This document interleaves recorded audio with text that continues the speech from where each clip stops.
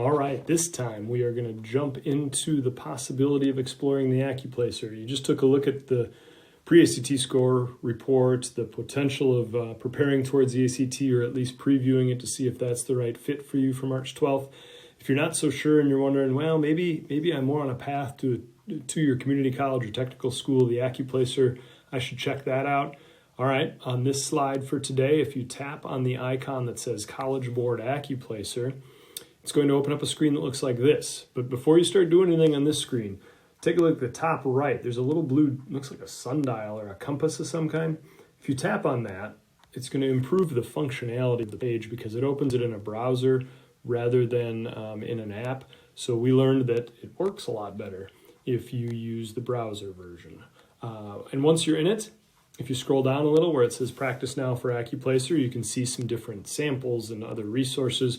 The one on the left is where we're going to take a quick peek, where it says Start Practicing. If you tap there, if you don't have an ACCUPLACER or a College Board account of any kind, you can create one at the bottom where it says Don't Have an Account. Go ahead and sign up. That's fine. If you do have an account, you can certainly log in, which I will do here because I've already been playing around a little bit.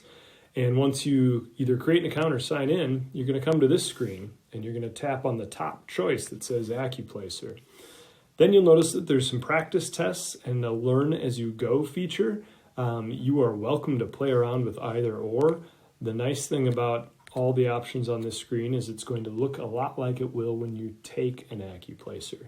The one you can skip is the second one down, ACCUPLACER writing. We don't include the writing and schools do not really take a look at those writing scores. They want to use the reading and the 3 different sub-levels of math. So if I open up the reading practice test, it's going to give me a little set of instructions and a little introduction, and I can start a new one or resume one that I was doing before. I hit resume so that you can see what it looks like as far as questions and content, and then it will take you right on through a series of, 20 questions for the reading that are similar to what you would take if you do the reading test for the ACCUPLACER. And if you want to do the same thing with any of the math ones, you can certainly go ahead and do so. And that will give you, I think, a really good sense of what the math section is also going to look like. So it lets you kind of compare and contrast what some of the features in the ACT versus the ACCUPLACER look like. So feel free to browse around in there and use that as much as you see fit to either learn more or to start preparing for March 12th, 2024. Thanks.